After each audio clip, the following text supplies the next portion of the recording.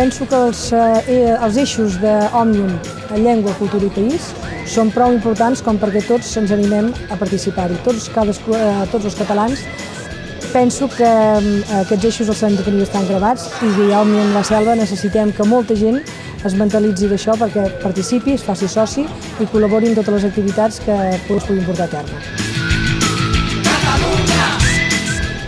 Fa 7 anys que estic aquí i ara ja sé parlar català.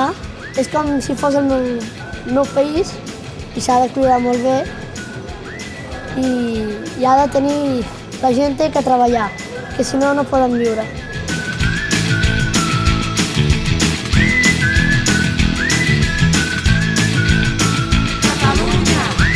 Home, jo crec que Òmnium és una associació fonamental dintre de la societat catalana perquè és una associació que treballa de forma desinteressada per la promoció de la cultura, de la llengua, del país.